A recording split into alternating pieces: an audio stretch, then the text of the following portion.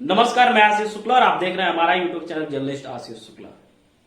आज का जो मुद्दा है वो उत्तर प्रदेश से जुड़ा हुआ है और छात्रों के भविष्य से जुड़ा हुआ है।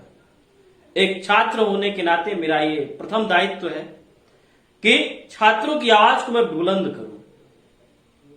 अभी कुछ दिन पहले यूपी पीसीएस का 2018 का रिजल्ट आया है।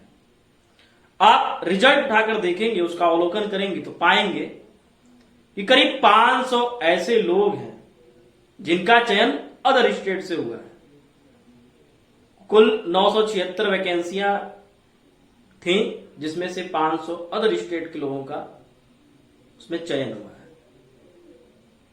सबसे बड़ा जो मुद्दा यह है कि आखिर उत्तर प्रदेश में योग्यता की कमी है। दूसरी चीज, बार बार चीजें निकल कर आती हैं कि अब यूपी पीसीएस में भी उनको प्रथम वरीयता दी जा रही है जिनका माध्यम अंग्रेजी रहता है। साफ सोचने वाली बात यह है कि एक हिंदी भाषी राज्य में अगर अंग्रेजी को वरीयता दी जाएगी तो यह कितना हद तक उचित होगा।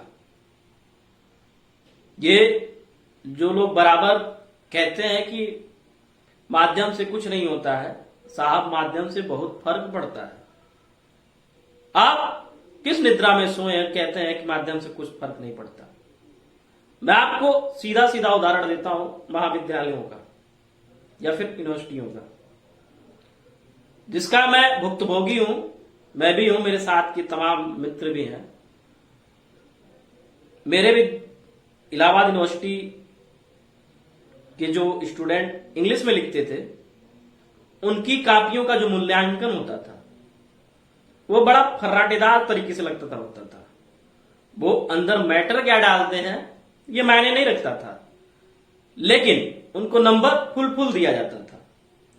और हिंदी माध्यम से विद्यार्थी कितना भी लिख ले, लेकिन उसके साथ भेदभाव कर दिया जाता था। और कहीं ना कहीं जो टॉपर होता था वो अंग्रेजी माध्यम का विद्यार्थी होता था। आखिर उस कमेटी को, उत्तर प्रदेश अधीनस्थ सेवा चयन आयोग को यह सोचना चाहिए कि आखिर एक हिंदी भाषी राज्य में जो बच्चों की मातृभाषा है, जो बच्चों का अधिकतर जो मीडियम है वो हिंदी ही होगा, तो साहब भेदभाव फिर क्यों हो रहा है?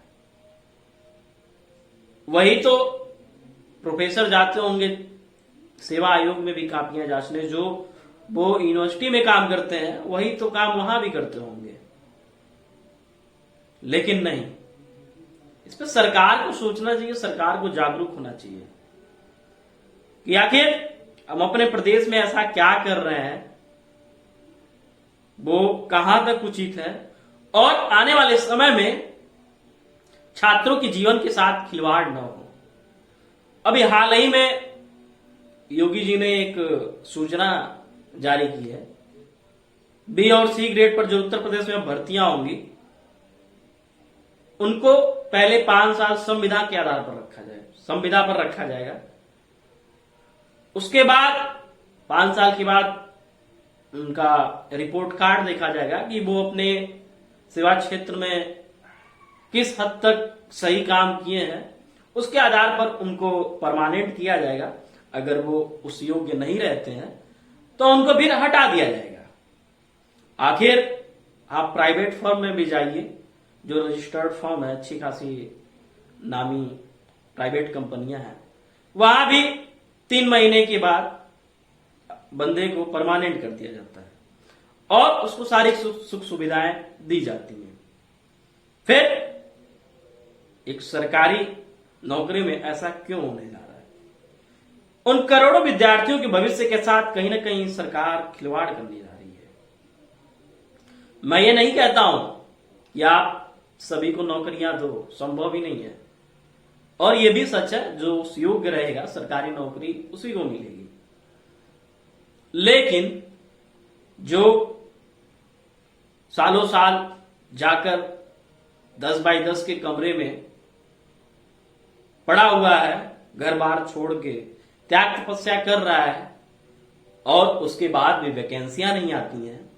वैकेंसियां आती हैं तो उसमें धांधली हो जाती है, और धांधली के साथ साथ अब सरकार का नया फरमान जारी हो जाता है कि अब आपको संविदा पे रखा जाएगा। तो आखिर उन बच्चों के मन मस्तिष्क पर क्या गुजरेगा? वो आपको अपने आप को मजबूत कर पाएंगे? किस आधार पर फिर तैयारी करेंगे, और फिर किस आधार पर आपको अगला प्रशासनिक अधिकारी मिलेगा या फिर अगला सरकारी कर्मचारी मिलेगा? जब सरकार ने ऐसा फरमान जारी किया तो प्रयागराज में रिपोर्ट भी आई थी, खबरें थी, करीब 2-3 बच्चों ने सुसाइड भी कर लिया। जो बच्चा सालों साल से घर बार छोड़ के मेहनत करके त्याग तपस्या करके लगा हुआ है, अगर वो अचानक ऐसी खबर सुनता है तो स्वाभाविक सी बात है, मानसिक संतुलन खो बैठेगा। उत्तर प्रदेश में ऐसे तमाम ऐसे विभाग है जहां पर अभी भी नियुक्तियां होनी है लेकिन नहीं हो रही हैं। आखिर वो चीजें कब खत्म होंगी? हाँ ठीक है, मैं ये नहीं कहता हूं कि योगी सरकार में या फिर मोदी सरकार में सबको नौकरी ही मिल जाएगी। कोई भी सरकार नहीं दे सकती है सबको नौकरी, ये भी सच है। लेकिन जो चीजें संभव है, जितने लोगों को नौकरी मिल सकती है, रोजगार मिल सकता है, उनको तो मिलना चाहिए, उनका हक है। सरकार को आज चुनाव की पड़ी है। अभी हाल ही में अधिसूचना जारी हो चुकी है कि मार्च अप्रैल तक पंचायत चुनाव भी उत्तर प्रदेश में होंगे। आप कोरोना काल में ठीक है पंचायत चुनाव कराइए, सब कुछ कराइए, खैर प्रकृति की जो आपदाएं हैं वो तो अपने समय से चली जाएंगी, लोग सजग हैं। लेकिन जो कोरोना के नाम पर अभी तक स्थगित पड़ी हैं, उनको पोस्टपोन किया गया है, उन भर्तियों को बहाल किया जाए।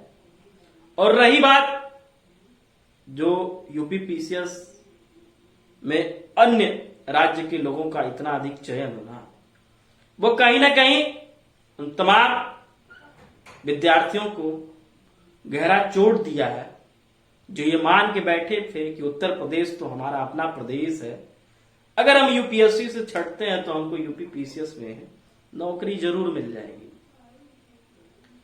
आप ये भूल रहे हैं कि उत्तर प्रदेश एक हिंदी भाषी राज्य है और आप इसको यूपीएससी के ढर्रे पर नहीं डाल सकते हैं।